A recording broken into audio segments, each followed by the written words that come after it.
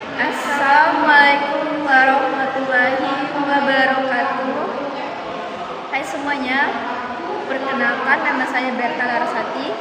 Saya Rusmiati Wulandari.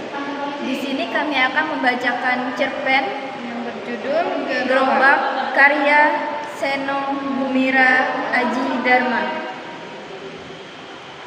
Kira-kira 10 hari sebelum Lebaran tiba, gerobak-gerobak berwarna putih itu akan muncul di berbagai sudut kota kami.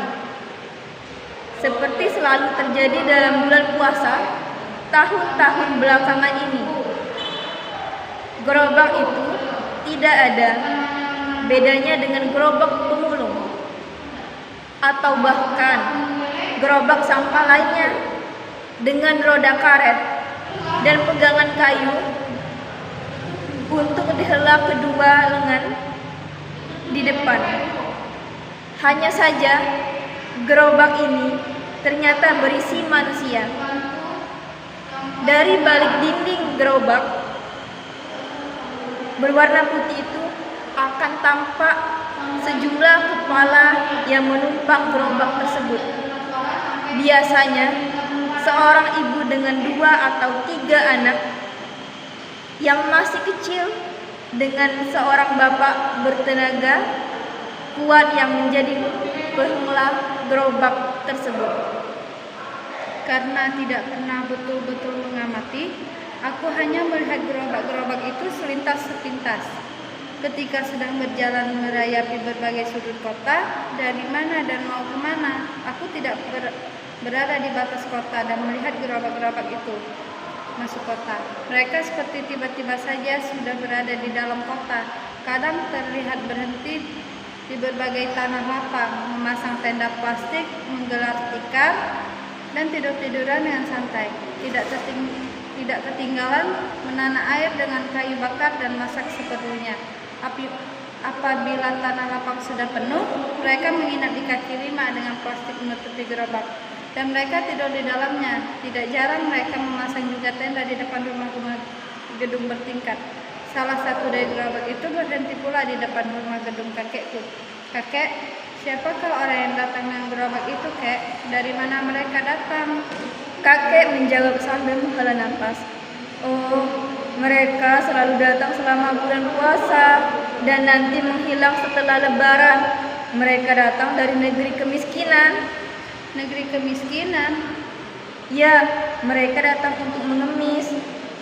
Aku tidak bertanya lebih lanjut, karena kakekku adalah orang yang sibuk. Di samping menjadi pejabat tinggi, perusahaannya pun banyak sekali, dan kakek tidak pernah membagi pekerjaannya yang berat itu dengan orang lain. Semuanya ia tangani sendiri. Dari jendela loteng, kuamati orang-orang yang di dalam gerobak itu. Anak-anak kecil itu tampaknya seusiaku. Namun, kalau aku setiap hari disibukkan oleh tugas-tugas sekolah, anak-anak itu pekerjaannya hanya bermain-main saja.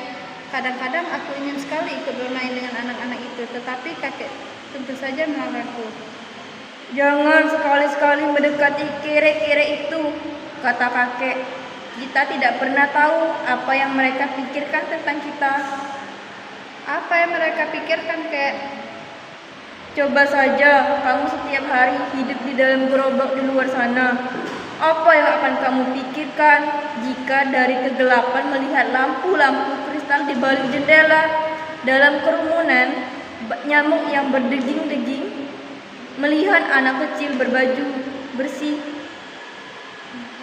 makan es buah dan puding warna-warni waktu berbuka puasa?" Aku tertegun.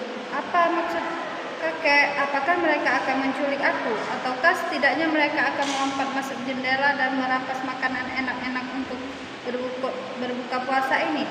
Aku memang selalu mendapat peringatan dari orang tuaku untuk hati-hati, bahkan sebaiknya menjauhi orang yang tidak dikenal. Memang mereka tidak pernah menyebutkan kata-kata semacam hati-hati terhadap orang miskin atau orang miskin itu jahat, tetapi kewaspadaan ibu memang akan selalu meningkat dan segera menggandeng tanganku erat-erat.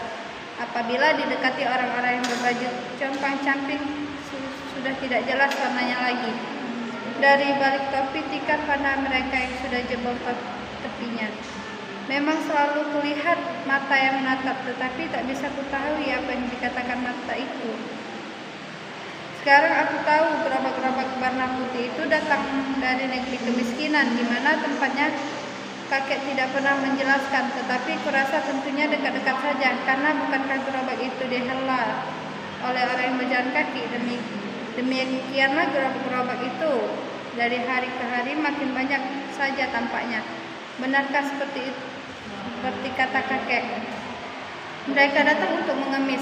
Aku tidak pernah melihat mereka mengulurkan tangan di depan ruang rumah orang untuk mengemis. Juga tidak kulihat mereka mengendahkan tangan di tepi jalan dengan batok kelapa atau piring seng di depannya. Jadi kapan mereka mengemis? Ternyata mereka memang tidak perlu mengemis untuk mendapat sedekah. Nenek misalnya selalu mengirimkan makanan yang sudah berlimpah-limpah kepada gerabak yang menggelar tenda di depan rumah. Ketika kemudian gerabak-gerabak itu makin banyak yang berjajar di depan rumah, gerabak-gerabak yang lain itu juga mendapat limpahan makanan pula. Tampaknya orang-orang yang dianggap berkelebihan diandaikan dengan sendirinya harus tahu bahwa manusia-manusia dalam gerabak itu perlu mendapat sedekah. Demikian pula manusia dalam gerabak itu tampaknya merasa sudah semestinya mereka mendapat limpahan pemberian sebanyak-banyaknya tanpa harus mengemis lagi. Mereka cukup hanya untuk hadir di kota kami dan mereka akan mendapatkan sedekah. Tampaknya mereka anggap sebagai hak mereka. Begitulah dari hari ke hari, gerobak-gerobak putih itu memenuhi kota kami. Bahkan mobil kakek sampai sulit sekali keluar masuk rumah karena gerobak yang berderet-deret di depan pagar. Di jalan-jalan, gerobak itu bikin macet, dan di tepi jalan, warga gerobak yang memasang tenda-tenda plastik seperti berpiknik. Itu sudah sangat mengganggu pemandangan. Manusia gerobak ini seperti bersikap dunia adalah milik mereka sendiri. Sepanjang hari, mereka hanya bergolek-golek di atas tikar, tidur-tiduran menatap langit dengan santai, dan mereka seperti merasa harus mendapatkan makanan tepat pada waktunya. Pernah pembantu rumah tangga di rumah kakek yang terlambat sedikit mengantar kolak untuk berbuka puasa karena tentu mendahulukan kakek, mendapat omelan panjang dari kakek. Tetangga-tetangga juga sudah mulai jengkel. Tenang saja, kata kakek, sehabis lebaran mereka akan menghilang. Biasanya kan begitu. Tapi kali ini banyak sekali. Mereka seperti mengalir tidak ada habisnya.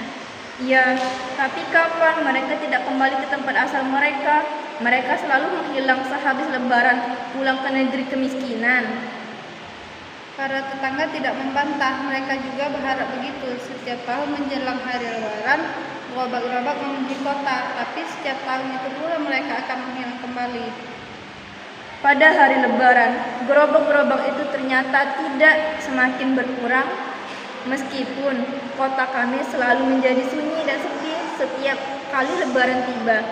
Kali ini kota kami penuh sesak dengan gerobak yang rupanya setiap hari bertambah dengan kelipatan berganda.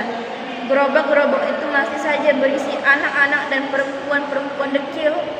Dihela seorang lelaki tuan yang melangkah keliling kota. Mereka berkemah di rumah-rumah gedung.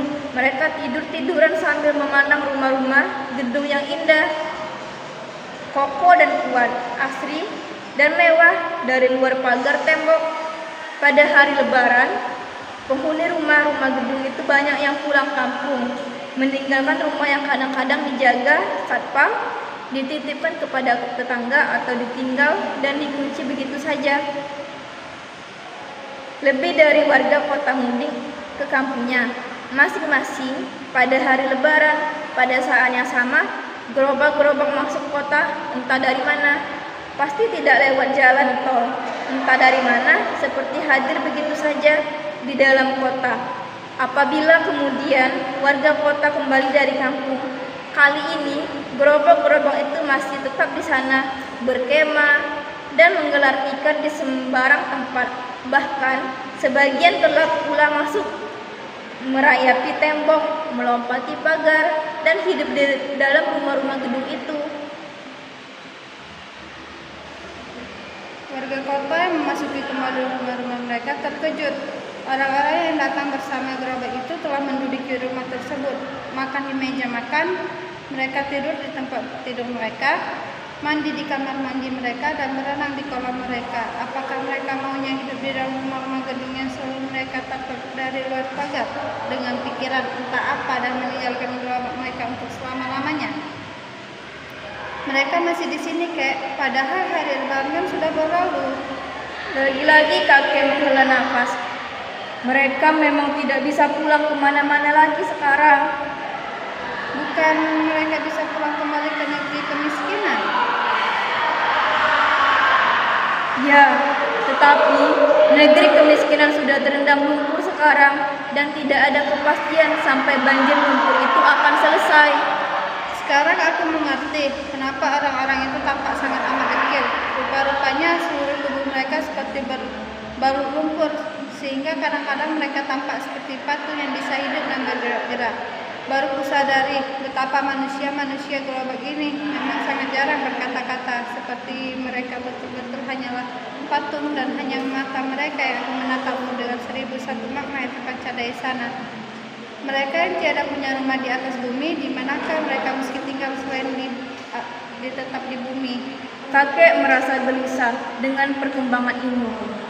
Bagaimana nasib cucu-cucu kita nanti? Katanya kepada nenek. Apakah mereka harus berbagi tempat tinggal dengan kere unyi itu? Siapa pula suruh mereka negeri mereka dengan lumpur? Sahut nenek. Kita harus menerima segala akibat perbuatan kita. Heran, kenapa manusia tidak pernah cukup puas dengan apa yang sudah mereka miliki? Aku tidak terlalu paham bagaimana lumpur bisa merendam negeri kemiskinan. Apakah maksudnya lumpur kemiskinan? Aku hanya tahu setelah hari lebaran berlalu, gerobak-gerobak putih sama sekali tidak pernah berkurang. Sebaliknya semakin lama semakin banyak, muncul di berbagai kota, entah dari mana menduduki setiap tanah yang kosong. Bahkan merayapi tembok, melompati pagar, memasuki rumah-rumah, gedung berkali-kali saja untuk selama-lamanya. Baiklah, terima kasih. Itulah pembacaan cerpen dari kelompok 19. Kami akhiri. Wassalamualaikum warahmatullahi wabarakatuh.